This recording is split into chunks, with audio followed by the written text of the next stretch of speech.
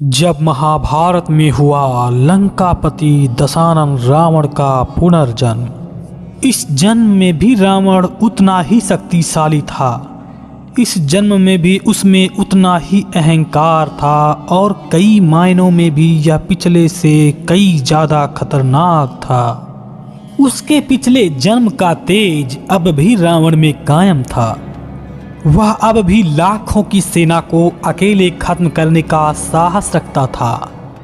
उसको इस जन्म में भी अनेकों दिव्यास्त्रों का ज्ञान था और इस जन्म में उसने फिर से देवताओं को सताना शुरू कर दिया। रावण अपने इस जन्म में पिछले जन्म से ज्यादा पापी था। अपने बल के मद में चूर रावण ने इस जन्म में राजाओं को प्रताड़ित करना शुरू कर दिया। तभी उसके मन में द्वारिका को जीतने की कुबुद्धि आई। इसी बीच उसकी टक्कर भगवान श्री कृष्ण से हुई और फिर वो हुआ जिसकी आप कल्पना भी नहीं कर सकते। तो आखिर क्यों लेना पड़ा रावण को पुनर्जन्म?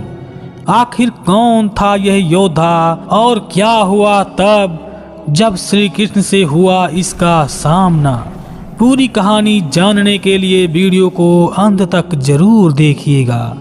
लेकिन वीडियो को शुरू करने से पहले जय श्री कृष्ण कमेंट करना बिल्कुल भी मत भूलिएगा। भगवान श्री कृष्ण की कृपा आपके पूरे परिवार पर सदैव बनी रहेगी। त्रेता युग में प्रभु श्री रामचंद्र जी के हाथों सदगति पाने वाला रावण केवल उसी युग तक सीमित नहीं रहा। महाभारत में वर्णन है कि द्वापर में रावण का पुनः जन्म हुआ और इस जन्म में वो पहले से ज्यादा दुष्ट था। इस जन्म में रावण का नाम दंत वक्र था, जो श्रुतदेवा और करुषाधिपति व्रत शर्मा का पुत्र था। उसकी शिशुपाल और साल्व से घनिष्ठ मित्रता थी। शिशुपाल चेदी देश का राजा था तथा श्री कृष्ण की बुआ का पुत्र था। युधिष्ठिर के राज सूर्य यज्ञ के दौरान श्री कृष्ण ने सुदर्शन चक्र से शिशुपाल का अंत कर दिया था। वही दूसरी ओर साल्व वहीं का राजा था जिसको हराकर पितामह भीष्म ने काशी की तीनों राजकुमारियों को जीता था। युधिष्ठिर के राज सूर्य यज्ञ के दौरान शिशुपाल साल्व और दंतवक्र के साथ साथ अनेकों अपने मित्र राजाओं के साथ उपस्थित हुआ था। लेकिन वहां श्री कृष्ण का अधिक आदर होता देख वो भड़क उठा। वह श्री कृष्ण का सम्मान नहीं करता था और यही कारण था कि भरी सभा में उसने श्री कृष्ण को 100 अपशब्द कहे। परिणाम स्वरूप श्री कृष्ण ने उसी भरी सभा में शिशुपाल का अपने सुदर्शन चक्र के द्वारा अंत कर दिया और वहां मौजूद सभी लोग कांप उठे। शिशुपाल के मरने के बाद उसके सभी मित्रगण वहां से भाग खड़े हुए, लेकिन दंतवक्र वहां से नहीं गया। शिशुपाल की मृत्यु ने उसके सभी मित्र राजाओं के मन में श्री कृष्ण के प्रति डर का माहौल पैदा कर दिया था। किंतु दंतवक्र श्री कृष्ण से नहीं डरता था। वो शिशुपाल को अपना परम मित्र मानता था और श्री कृष्ण को अपना परम शत्रु। शिशुपाल की मृत्यु ने उसके प्रति जहर घोल दिया। श्री कृष्ण के प्रति उसकी शत्रुता और बढ़ गई तथा वह दिन रात श्री कृष्ण से बदला लेने के सोच में डूबा रहता था। लेकिन दंतवक्र ये भी जानता था कि वो अपनी साधारण शक्ति से श्री कृष्ण को हरा नहीं सकता, क्योंकि वो श्री कृष्ण को मायावी समझता था। उसने शिशुपाल वध के समय श्री कृष्ण की शक्तियों को देखा था, इसलिए वो श्री कृष्ण से अधिक शक्ति अर्जित करने में जुट गया और उसने देवताओं को प्रसन्न करके अनेकों दिव्यास्त्र प्राप्त किए। वहीं दूसरी ओर साल्व भी श्री कृष्ण से बदले के लिए बेचैन था और उसने भी महादेव को प्रसन्न करके एक मायावी विमान को प्राप्त किया।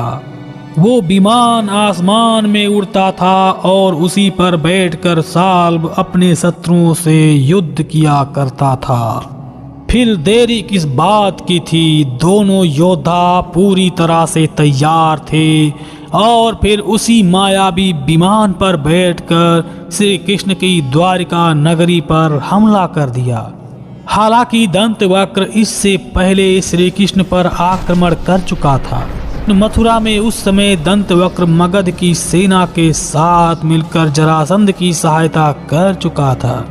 लेकिन इस बार दंतवक्र अकेला नहीं था, इस बार उसका छोटा भाई विदुरथ भी साथ दे रहा था। इस प्रकार दंतवक्र, विदुरथ और साल्व द्वारिका नगरी पर टूट पड़े। उन्होंने द्वारिका नगरी को क्षति पहुंचाना शुरू कर दिया और तभी वहां द्वारिका की भी सेना उपस्थित हो गई, लेकिन वे उसकी संगठित शक्तियों के लिए पर्याप्त नहीं थे। तभी युद्ध में सात्यकी और प्रद्युम्न का आगमन हुआ। क्योंकि साल्व मायावी विमान पर सवार था, इसलिए वे उसका कुछ नहीं बिगाड़ पाए। लेकिन प्रद्युम्न ने हार नहीं मानी और उन्होंने साल्व को उसके विमान सहित नष्ट करने के लिए घातक बाण का अनुसंधान किया।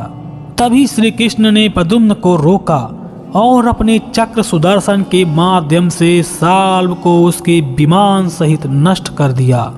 जब इस बात की सूचना दंतवक्र को मिली तो मारे क्रोध के वो श्री कृष्ण पर टूट पड़ा।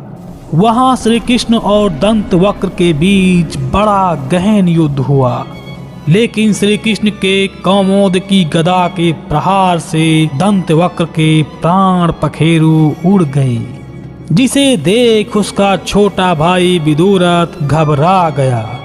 दंतवक्र के शव को देख विदुरथ ना चाहते हुए भी श्री कृष्ण से लड़ने को मजबूर हुआ और अंत में वो भी उनके हाथों मारा गया।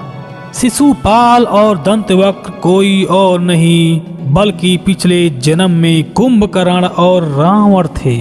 श्री हरि के अवतारों के हाथों मरने की इनकी नियत थी। पूर्व काल में सनक, सनंदन, सनातन और सनत कुमार नाम के 4 ऋषियों ने जय और विजय नामक श्री हरि के 2 द्वारपालों को पृथ्वी लोक पर 3 बार जन्म लेने का श्राप दिया था और ये भी कहा था कि हर बार उनका उद्धार श्री कृष्ण के अवतारों के ही हाथ होगा। इसी श्राप के तहत वह सर्वप्रथम हिरण्याक्ष और हिरण्यकश्यपु के रूप में जन्मे थे, जहां उनका उद्धार बराह और नरसिंह अवतार के हाथों हुआ था।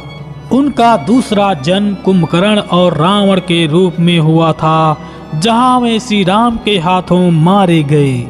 अंत में वे शिशुपाल और दंतवक्र के रूप में जन्मे तथा उनका उद्धार श्री कृष्ण के हाथों हुआ। तो क्या आप रावण के इस पुनर्जन्म के बारे में जानते थे? हमें कमेंट करके जरूर बताइएगा और अगर वीडियो पसंद आई हो तो इसे लाइक व शेयर कर चैनल को सब्सक्राइब करना बिल्कुल भी मत भूलिएगा। जय श्री कृष्ण।